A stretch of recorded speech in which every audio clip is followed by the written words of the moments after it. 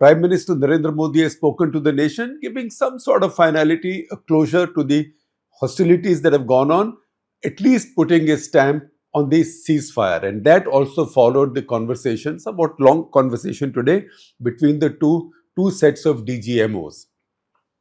Both have decided now that not one shot will be fired. Proof of the pudding lies in the eating. We'll see what happens. Prime Minister made several very important points. This was not just a well done, boys.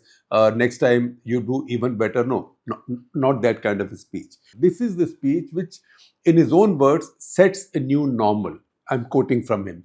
The fact, however, is it raises many new normals, and I use the expression raises deliberately. Raises. That means a lot of the things that were normal, say at this level in terms of India's tolerance, have now come to about this level.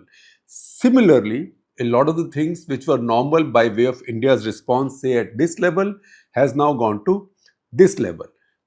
What did he mean, for example, when he said that Operation Sindoor continues? What it means is that the policy of a disproportionate response to any terror attack in India, a disproportionate response to wherever India thinks the launchers or the planners or the leaders or the groups that launch these attacks are, those will be attacked in strength and with great firepower. That is the meaning of Operation Sindoor continuing, although hostilities now have stopped. So the message is that Pakistan is under watch.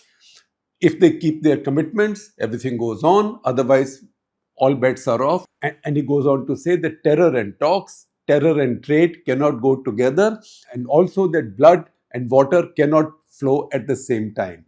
That's a reference to the Indus Waters Treaty, which India has put in abeyance. Now, there are some larger statements. First of all, something that's semi-philosophical, but it is very substantive. The Prime Minister has been saying, by way of advising Vladimir Putin, that's when he first said it. He said, this is not the era of war. And that is something that he's repeated again and again, particularly in front of Vladimir Putin, who's an ally and a friend. So a question was raised that if Prime Minister Modi himself has been telling the whole world, this is not the era of war, why is he embarking on a set of actions which was quite possibly going to lead to war, because every day it was escalating. So how do you reconcile the two? So today he gave you clarity on that, and that is what I call semi-philosophical statement, but also very substantive. He said this is not an era of war, but this is also not an era of terrorism. So you cannot employ terrorism as an instrument of state policy below the threshold of war. So terrorism is to be now considered war by other means, and that's why any terror act now will be an act of war. That is the new interpretation that he's given us, and that is very, very significant. Then, very significantly, he swept aside one more shibboleth, if I may use that word, one more belief, something that was taken for granted, that Pakistan now had a nuclear deterrent with India, and because of that deterrence, it could carry out whatever it wanted under that umbrella, that it could scale up or scale down terrorism in India as an instrument of policy. And if things got too bad, if India wanted to react, there was always the fear or the threat that there will be a nuclear war. And Pakistan has always been quick to raise the nuclear specter. Even this time, within hours of action starting, within hours, Pakistan started saying, action starting means after Pahalgam, when India said that there will be a payback, immediately Pakistani started saying you should be responsible. This is something between two nuclear weapon equipped neighbors, two nuclear neighbors. So Pakistanis use the N word wherever they see any apprehensions or any trouble. This shibboleth has now been set aside. So what did the Prime Minister say? Prime Minister said India will not tolerate nuclear blackmail. That means you can't keep on doing all this and say that India will not hit back, because then we can hit back with our nukes. Thank you very much. We've heard that long enough, but now this is over, because two sides have the nukes. And if it's a deterrence for both. In the India-Pakistan equation, nukes mean that it's a deterrence of one side against the use of nukes by the other. It does not mean that one country will not use conventional military power against the other. That is India. That is what he said this time. And that's been said with great clarity. And I'm sure it's been taken note of in Pakistan and also across the world as well. So nuclear blackmail, he said, is over. Then he said, zero tolerance for terrorism is a guarantee for peace in the entire world. Pak military and government is feeding terrorism. And one day, if they keep on doing it, one day this will engulf all of Pakistan. This will destroy all of Pakistan. If there's any nuclear attack, he said India will strike back very strongly, and India will strike back not superficially, but wherever the roots of that terror attack are. Then he said that India now makes no differentiation between terrorists, people who carry out terrorist acts. They are masters. He used the word Aka. They are masters. They are facilitators, which means the Pakistani military, and Pakistani government didn't say, but facilitators, he meant Pakistani military. Then he said, you've seen pictures of top Pakistani military officers at the funeral of a top terrorist, a top dangerous globally designated terrorist. After the Indian strikes, top army officers are present there. What does it tell you? It tells you the state-sponsored nature of terrorism in Pakistan. That's the reason he said what's been happened right now should only be seen as a pause on our strikes on military installations and terror centers. We are now watching for what kind of response comes from the other side. Then he said the ceasefire came after the Pakistanis gave guarantees that there'll be no more violence, and if any terrorist attacks take place, then Operation Sindoor will be resumed. He said something which in Hindi, he spoke in Hindi, so I will speak a line or two in Hindi and then translate that for you. He said, "Hum atanki sarparast sarkar." Sarparast means one that patronizes, that leads, that protects. आतंक is terrorism. हम आतंक की सरपरस्त सरकार और आतंक के आकाओं को अलग अलग नहीं देखेंगे. This is very significant.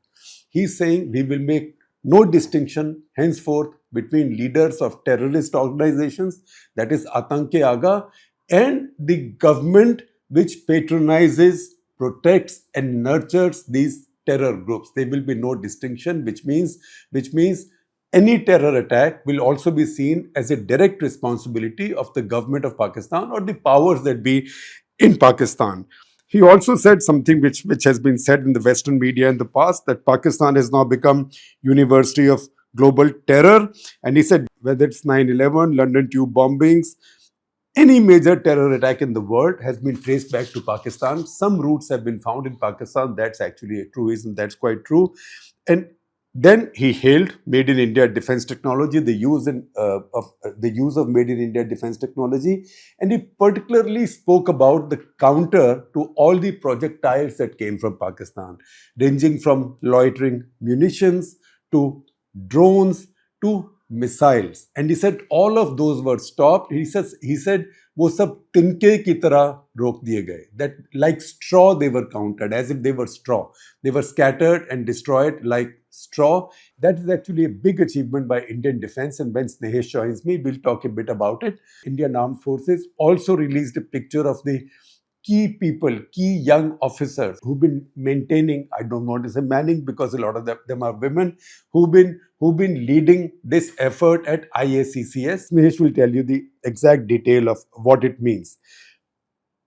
Very significantly for me, when he started, he said this time that what the Pakistanis had done and what the terrorists had done was देश में सद्भाव को हानि पहुंचाने की कोशिश. That they try to damage harmony in India, which means communal harmony. Now, the fact is, many people said this, even we said this editorially, that this is what Pakistan's terror groups have been trying for a long time, to get Indian Hindus to start attacking Indian minorities. And they've done it through multiple ways. When that happened, a lot of the people on the BJP's right got angry. We drew quite a bit of abuse. And that is also what drew abuse for Himanshi Narwal. When she said, look, for what happened, what terrorists did, don't blame Indian Muslims or don't blame our own Kashmiris. That is precisely what the Prime Minister has said, that this was an effort to disturb the harmony in our country, and he richly compliments the people of India for defeating that plan. And I will quote from him in Hindi: इस आतंकी हमले के बाद सारा राष्ट्र, हर नागरिक, हर समाज, हर वर्ग, हर राजनीतिक दल एक स्वर में आतंक के खिलाफ कड़ी कार्रवाई में उठ खड़े हुए. That means everybody, every section of our society, every people from Indians from every religion, every social group, every class of people, every political party, all of them got together and in the same voice, in one voice, demanded tough action against terrorism. And then he said, operation Sindoor एक आतंक के खिलाफ लड़ाई में नया पैमाना है. That this is a new yardstick, or let me say, this sets a new bar for response to terror attacks in India. And then he said, it's a new normal तय कर दिया है. And then he said, शांति का मार्ग भी शक्ति से ही होकर जाता है. These are by and large the key takeouts from him. And then the armed forces issued a statement that the two DGMOs had agreed that ceasefire will now be maintained and not a shot will be fired, fingers crossed, at which point Snehesh Alex Philip should join us. Snehesh, you made a little bit of news today by asking a tricky question at the Combined Armed Forces briefing and set the cat among the pigeons, although I don't know who's the cat and who's the pigeon in this case. Maybe none of those belong in India. The question on whether a nuclear storage facility was bombed in Pakistan, to which the Air Force said no. What exactly happened there? See, there was a lot of social media buzz along with some foreign analysts who had put out that India apparently struck what is regarded to be the underground weapon storage facility. Underground fortified weapon storage facility in a place called Kirana Hills. So the whole question was, and then along with the invitee report that came out, in which they had spoken about how US was concerned with the nuclear fallout. So there was a lot of chatter, buzz around this. I had spoken to people in the government, in the administration yesterday, who said and who questioned, why would India ever strike something which has anything to do with the N word, nuclear, right? Because their argument was that India is a responsible state. And so we have only struck at places which are pure military assets, in the sense to send out a message. It just so happens that Kirana Hills is very close to Sargodha, which was struck by India. Yes. And in Sargodha, what the Indian Air Force did was strike the runway. In 2 or 3 places, I think. In 2 places. Critical places. Yeah. And the message was that with just these limited strikes, your airbase is put out of action for a few hours, which means a lot in case there is an ongoing conflict. In case there is a conflict. So for a few hours, the airbase is left completely non-functional. Right. So it was not just Sargodha. The Indian Air Force, or I should say the armed forces, carried out strikes on multiple air bases in Lahore, in Karachi, in Pindi, in Islamabad. So a lot of action took place. So hence the question was just to find out whether did we actually carry it, because my information, so I had the opportunity to ask somebody on record. So of course, he he's known for his one-liners. So he joked, saying, thank you for Air Marshal A.K. Bharti. Yeah, Air Marshal A.K. Bharti. He's the DG Air Operations, the man who planned the air operations along with the service chief, that is Air Chief Marshal A.P. Singh. So he joked, saying that, thanks for letting us know that there is an underground base there. But it did make it very clear that we did not strike it. Yeah. In fact, he said, thanks for telling us. We didn't know that it's there, but we did not strike. Yeah, right? he was literally pulling my leg, or in a joking way. That's but that became the headline from this. That said, Snehesh, this speech from the Prime Minister, what are your key takeaways from it? And then we'll talk about some of the operational details. See, I think, this speech by the Prime Minister, in one word, I would say that it was a very strong statement. And this speech was not just directed at the Indians per se, but it was also directed at the PoK military and the PoK establishment and the international community. and the international community as well, right? So, for example, for me, as you rightly mentioned, the biggest takeaway is the fact that he said that we will not come under nuclear blackmail, something that Pakistan has always done and something that Pakistan did even during this current conflict too. The second key things that he said was that blood and water will not flow together, which means that the Indus Water Treaty that has been kept in abeyance continues. Yeah. Right. And this also means that India has made it very clear that there would be no talks on the IWT. Right. Indus Water Treaty. Yeah, Indus Water Treaty. And then Pakistan takes concrete steps on the issue of terrorism. And when talks take place on IWT, then India will not revive, it's a continuing demand that the treaty should be renegotiated. It should be renegotiated. Yeah, because many things have changed, including because of climate change. Absolutely. And that was a story that that ThePrint did yesterday. Our colleague Keshav Padmanabhan done this story saying that blood and water cannot flow together and the Indian government stand. We'll share a link with you. And the other important aspect of him again was that talks and terror also will not happen, right? And so these are the main points. But I think the other point that he did was that the Operation Sindoor sets the new normal, which means that this is something that the next time any terror attack happens, India is going to strike and strike very fast, not take this much time. So it's going to be instant. So it is putting the Pakistan military, I would not say government, because the government literally doesn't work. The military is what rules there. So Pakistan military on notice. And he's also said that, India from now on is not going to differentiate between terror leaders and the facilitators of terror. Which means the army leadership or the army government. leadership, the government, the ISI, which is basically military installations. Because military. When he said Sarpara Sarkar ke liye bola, so that statement is very emphatic. To me, it's a very detailed sort of exploration of the idea that Vajpayee had once put forward during Op Parakram after the Kaluchak attack, cantonment attack, when he said, "Ab aar par ki ladai hogi." So then aar par ki ladai would have meant an all-out war. Now what Prime Minister Modi is saying, not all-out war, but he's saying that we will not be deterred by the possibility of anything expanding or anything escalating. We will carry out immediate military action. Yeah. And I think this was also putting the world also at notice, saying that if you want to come or if you want to bat on behalf of Pakistan over the whole nuclear issue, then the world should ensure that Pakistan mends its act. Yeah. Another difference is that Snehesh will tell you more about that compared to say 2001 to Op Parakram, even 2008, India's punitive ability now with standoff weapons has enhanced a great deal. I wish it was even greater than this, but has enhanced a great deal. Absolutely. For example, the last time India carried out a military operation across the line of control and into Pakistan was way back it was very recent, 2019 during the Balakot strike.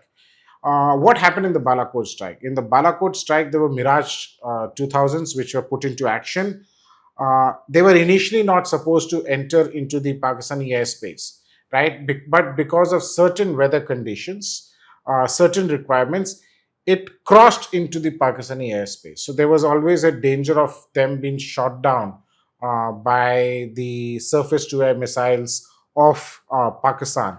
And then it stayed in that Pakistani airspace for close to about 13 minutes and then fired at those locations using a Spice 2000. Now, at that time, if India wanted, they could have struck using the BrahMos, because the BrahMos was already integrated. But the BrahMos is a big weapon, right? So even if you want to strike far, maybe with a lower caliber, the option was not there. So the only option was to use a BrahMos. BrahMos might have caused too much damage, and God forbid if it had hit wrong target, lots of civilian deaths. Yeah. So BrahMos is known for its precision, is what they say. So when, for example, during this current standoff, during this current conflict, a mix of missiles, including BrahMos, was used to target. At least that is what is said. The Indian government has not said anything on it. So have been used to target the air bases. So cut to 2025, India has the Rafale, right? Uh, which has the Meteor missiles, which is air-to-air missiles, which has a range of about 150 kilometers. So it puts the other aircraft at bay, which was not the case way back in 2019. The Rafale has the Scalp missile, which is officially said to be a range of about 300 kilometers. The range is much longer, which is air to surface missile, which can be used. Then you have the Hammer also with Rafale, which came in. Hammer has a shorter distance, but it is again air to surface. So 2019 to 2025, we have a new aircraft. We have three new missiles that gives us a deterrence capability. That is That is a Scalp, Hammer, and the Meteor. The other interesting element also, which gives India the air defense edge compared to 2019, is the S-400. Now, the S-400 is a great air defense system, something that was delivered post the Balakot strike, even though the contract was signed earlier. Post Balakot strike, which forced the Pakistani Air Force to keep a distance, right? Because the S-400 range is very high. And so, and also its ability to engage a large number of targets over a very wide envelope.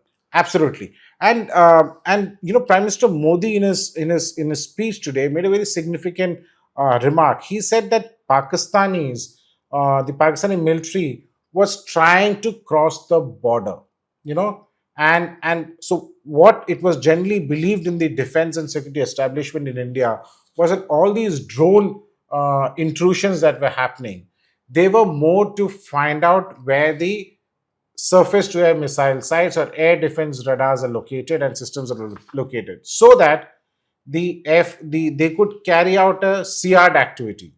Now, SIAD is suppression of air defense assets.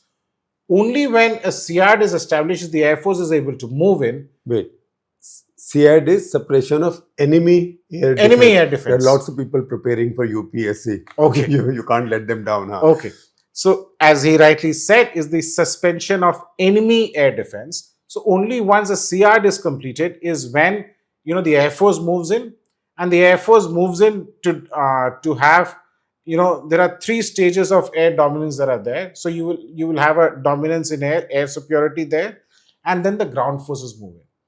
So if you remember, during the earlier briefings, not by the DGMO level officers, but the earlier briefing in the FS was there, and we had the two lady officers. They had mentioned that India has seen movement of Pakistani troops, ground troops, forward deployment happening, right? So which was an indication that Pakistan was planning a conflict. But I think eventually the actions taken by India on the 10th morning is something which set Pakistan take a couple of steps back and think over of what they were planning to do. I think they are not taken that into calculation. So, Prime Minister talked about, he paid great compliments to our air defense. So explain what is IACCS and how does this air defense work? So IACCS is the Integrated Air Command and Control System, which belongs to the Air Force. Now, as the word says, is an integrated air command and control center, which controls the entire air defense network of India. Now, we had done a Cut the Clutter earlier, in which we had spoken in detail about the air defense. These layers. We'll share a link with you. These layers. So similarly, today at the presentation, there was a presentation that was put out by the defense forces at the joint press conference, in which one of the slides showed a photograph of the IACCS with men and women, officers and others, with other ranks with mask on their face. So it was a picture clearly taken to be put out in the public, but with their faces covered so that they can't be But it's identified. amazing to see how many women are there.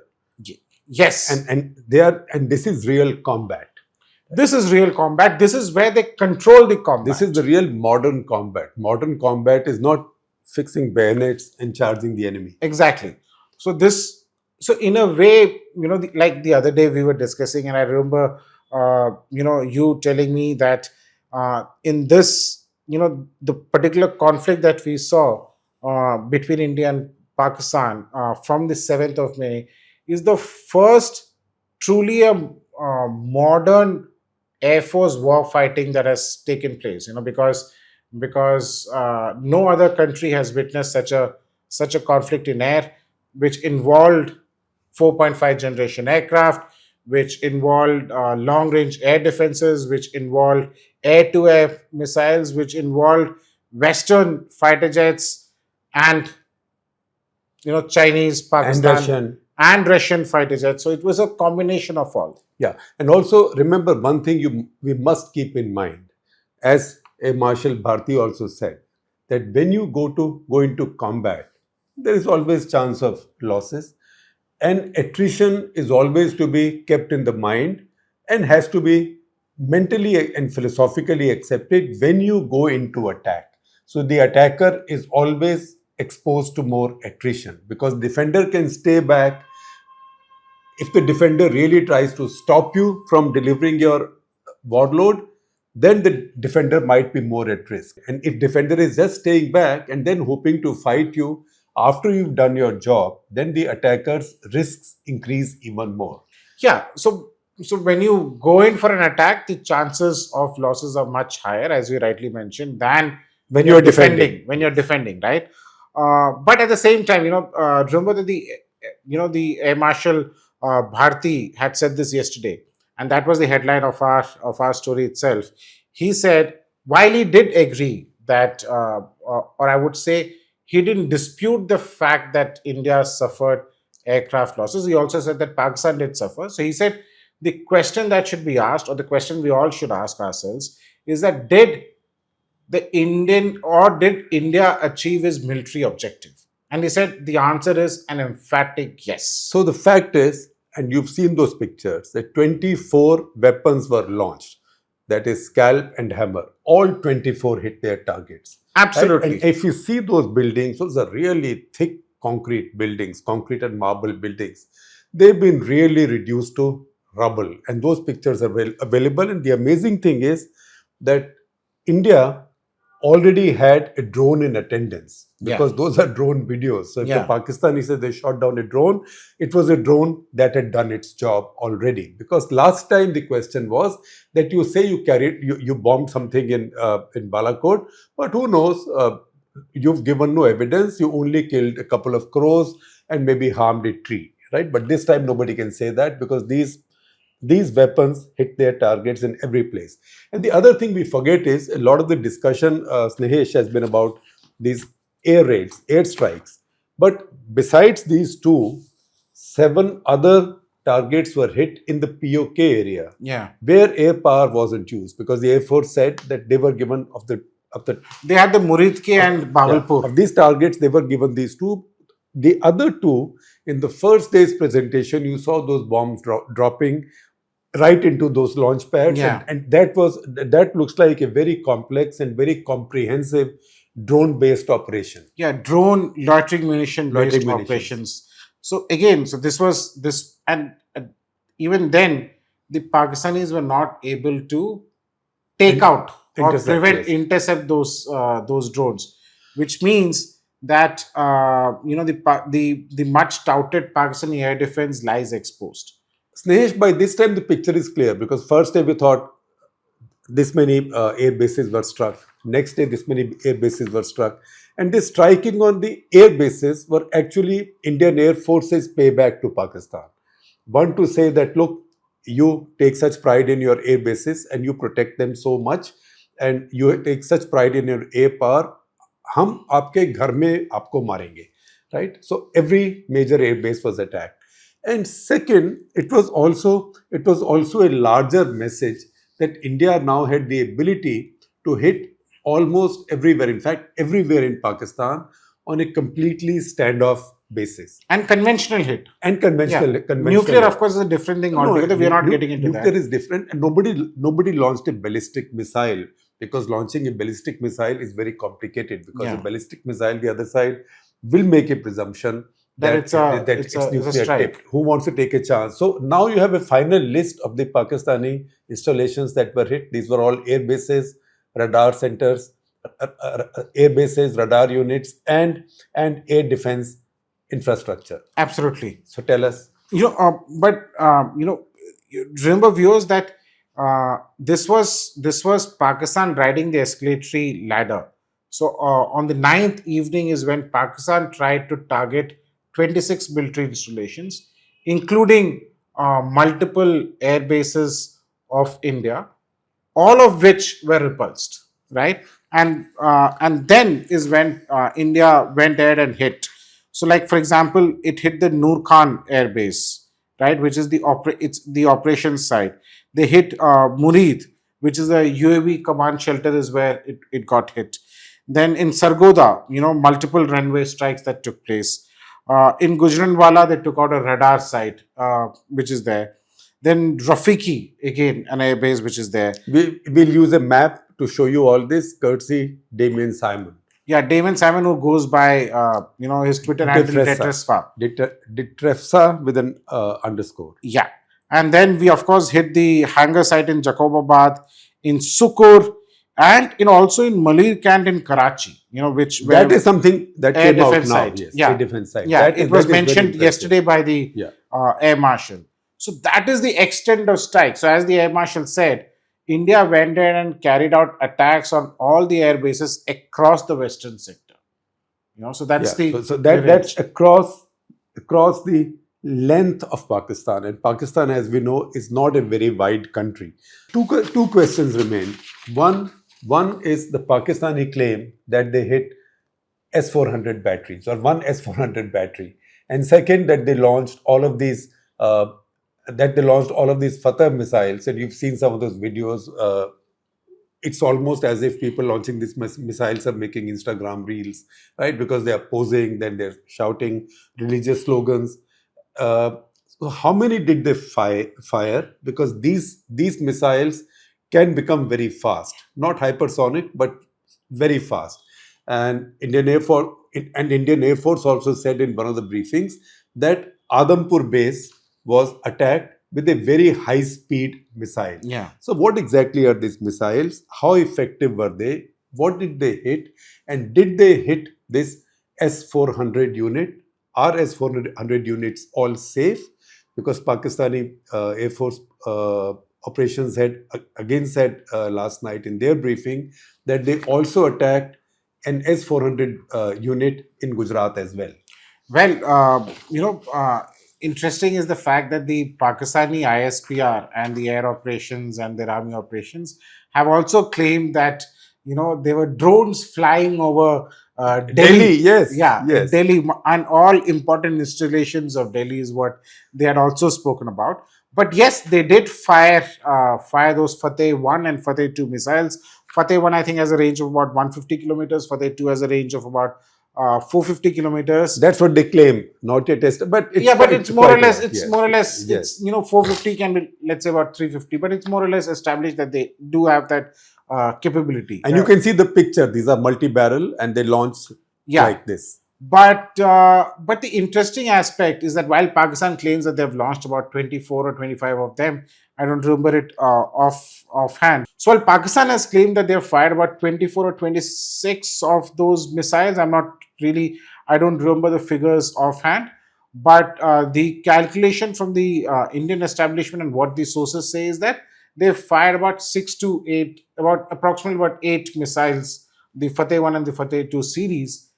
And interestingly, none of them hit their targets. Initially, some of us had the information that one Fateh missile did fall at a particular base, which didn't cause any destruction because it fell in an open area, right? But then fresh information comes in that the missile had actually missed the base and had fallen to the other side of where the base was. It was close to the base, so but not the base directly itself. But and why were these ineffective? Were these stopped mid-flight by our resource? So Sorry, were these stopped mid-flight by our assets? And if so, what assets would we have used? So that's interesting again because during the entire this when the missiles were fired, the S-400s were not deployed. Because there were a lot of drone activity that all was happening. So you had the MR-SAM which were used. MR-SAM is the Barak 8 missile system of Israel, which is now manufactured in India. This is under a contract signed in 2017 with them for the Army and the Air Force variants. The Navy had signed it much earlier. So earlier it used to be known as the LRSAM, but now it is the LRSAM is long range surface to air missile. Yeah, MRSAM is the medium range, right? So for the Navy, an 80 kilometers range is long, right? But for the Air Force, the 80 kilometers range is small, or is medium, right? It's not a long range. So now it is nomenclature which is used as MRSAM. So the MRSAM was used along with the Akash air defense system, which is again surface to air missile. With a very potent radar. With a very potent radar, and it has a range of about 25 kilometers. So it's a short range one. And these were used to take out these missiles that were fired. As I said, none of the missiles, at least from, I'm not saying it with as if absolute authority, as if I have the entire information, but we've checked with multiple sources. And in this, and there are, everything is available on the social media. There are people with mobile phones, there are people with CCTV cameras, everything is captured. So but the Air Force has also admitted, for example, the Air Marshal Bharti admitted that yes, some of those loitering munitions and all did get through the Indian air defense systems, but they haven't caused any damage. And I still remember when the initial days, when the whole Pakistan firing took place, we were having this discussion then, and someone told me that some of those have fallen, have made through, but there has not been any major damage or a cause of worry. Typically, what you would see when so many missiles are coming. Remember, when you have such concentrated fire coming at you, something will get through. Absolutely. And the odd one does get through the Israeli Iron Dome system as well. Yeah. So some will get through. The question is how accurate those are. Do they still keep their guidance? And also what damage they actually cause. Yeah. Because then you also come to the law of probability. Now, I will add something to this. First of all, seriously, we saw this clip from Nick Robertson, I think, the CNN correspondent in Islamabad, and he's sounding frantic. He's sounding frantic as if he has missiles falling all around him. I don't think at that point any missiles are falling all around him, but he's sounding frantic as if on our behalf, India's behalf. And he's saying in the morning, India's army bases and air bases got struck by 26, I don't know how many Pakistani missiles, and then India wanted ceasefires. So my humble request to you is to please check with your colleagues in India. No such thing happened, and if such a thing had happened, even if there was an explosion of any size in an Indian air base or an Indian army base, the whole city would have known this, because in India, cities have grown around all our air bases and all our army bases. In fact, all our air bases and all our army bases are today effectively in the heart of their cities. Exactly. So it's not as if these are in some distant area where nobody will see what happened. So it's impossible to hide anything. So nobody has seen anything hit any of these installations or any big explosion anywhere, for heaven's sake. ThePrint had reporters all over the country. In fact, in most border states, we had 2.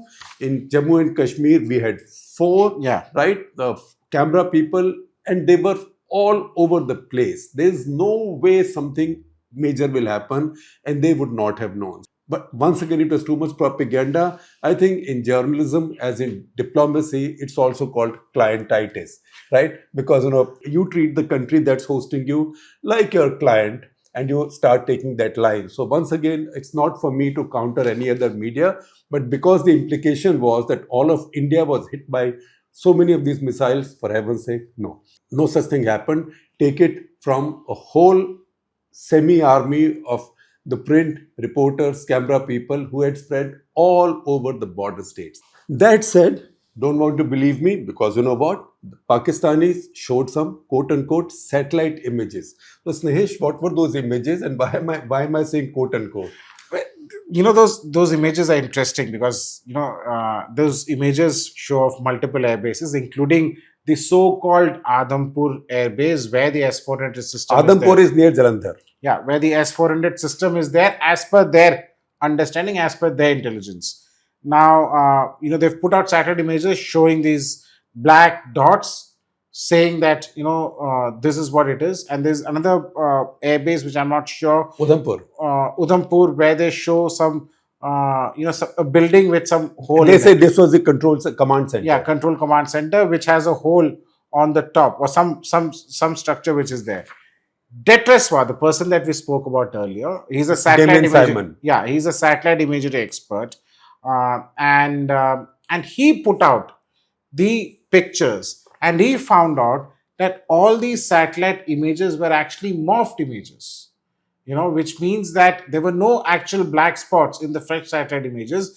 So, which means that somebody in the ISPR, maybe the ISPR DG himself, Or maybe the ISI. or the ISI, went ahead on the computer, took out an Adobe or a Photoshop thing and put those dots. The test has shown that there is no such impact as per the latest satellite images. And as far as the other base is concerned, the Udhampur one, the test has shown pictures of the operation date, which shows that there is some repair work happening, and that In the building. and that has been there earlier also. And that repair work is now claimed to be damaged. That repair work is now claimed to be damaged. So that's what ISPR is, and that's what I think the journalists fell for.